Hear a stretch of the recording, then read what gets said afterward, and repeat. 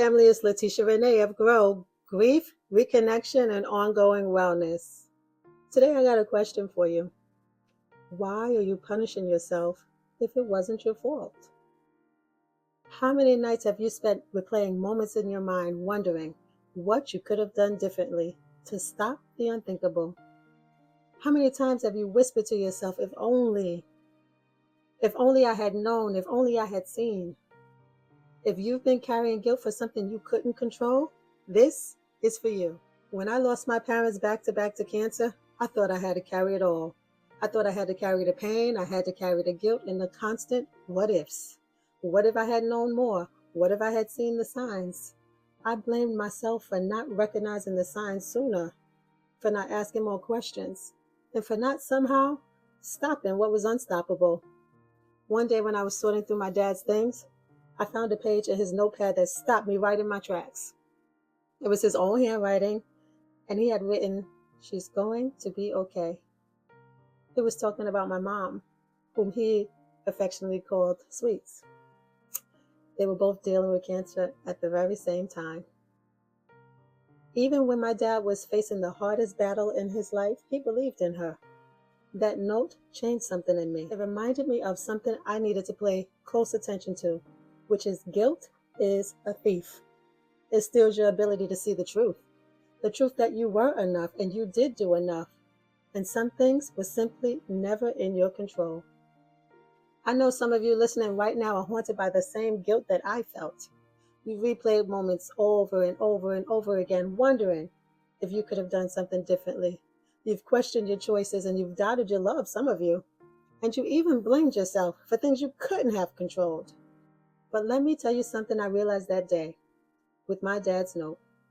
Guilt thrives on lies. It makes you think you didn't love enough, you didn't do enough, and that you weren't enough. But the truth is, your love was not measured by what you could control. It was measured by your presence, by the moments you did show up, even when it was hard. My dad's note didn't just reassure me about my mom. It reminded me that even in our shortcomings or in our flaws, love is always what matters most. And guilt, it has no place in our love story. I know so many of you listening right now are carrying the same invisible weight, thinking about all the ways you believe you should have been stronger, all the ways you should have been smarter, all the ways you should have been more prepared. You're living in the what ifs. What if I had done this? What if I had done that? The should haves. I should have done this. I should have done that. But let me ask you something. Who told you it was your responsibility to control everything, to fix everything? See, that's what guilt does. It tricks us. It tricks us into thinking that we could have stopped the unstoppable, and we punish ourselves for outcomes that were never in our power to change. But the truth is, you've done enough. You've loved enough, and now it's time to release yourself from the chains of guilt that does not belong to you. I want to guide you through a shift, and it's a powerful one. Right now, imagine your guilt as this heavy suitcase, like you're lugging it through the airport, this heavy, heavy suitcase, and you've been dragging it behind you for years. And today, we're going to open that suitcase and we're going to take a look inside. Because sometimes what you think is guilt is actually love that has not found a place to go. Here's what helped me. I sat down one day with a blank sheet of paper and I wrote. What I wrote was, what am I holding myself responsible for? And I made a list. And it was a long and painful list, but I kept on writing. I'm responsible for not seeing the signs. I'm responsible for not knowing enough. I'm responsible for not noticing the weight loss. I'm responsible for not knowing this. I'm responsible for not seeing the signs sooner. I'm responsible for this, responsible for that. And I just kept on writing. Then I asked myself as I reviewed the list, was this truly within my control? And for the most part, the things on that list, the answer was no. That realization, it didn't erase the pain overnight, but it gave me permission to stop punishing myself. It's about taking all that love, all that guilt, and reshaping it into something that serves you instead of breaking you. Let me tell you something else I realized that day with my dad's note.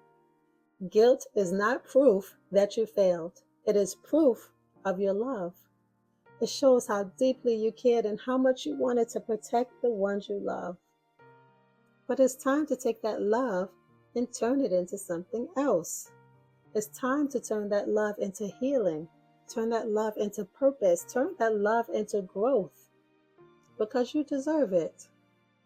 Like I did, take a minute to list everything you're blaming yourself for. Then, with an open mind, ask, was this within my control? Instead of saying, I should have done more, try saying, I did the best I could with the information that I had at the time. You did not cause their death, their sickness, their transition. You couldn't have prevented it.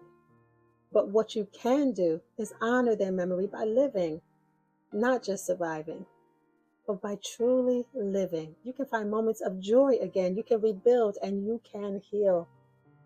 Grief is not your identity and guilt is not your life sentence. Healing does not mean forgetting them. It means remembering them with love instead of pain. It means allowing yourself the space to move forward and still carrying the love you have for them in your heart. To everyone listening, you're not alone. Your feelings are valid, your pain is valid, but so is your capacity to heal. And healing doesn't mean you failed them. It means you're choosing to live in honor of them, but mostly in honor of yourself and for the love you still hold. If this message resonates with you, I invite you to share it with someone who might need to hear it. What is it? Follow, like, subscribe, because together we are rewriting what it means to heal, and you don't have to do it alone. We're here growing together because I see you. Keep healing one step at a time.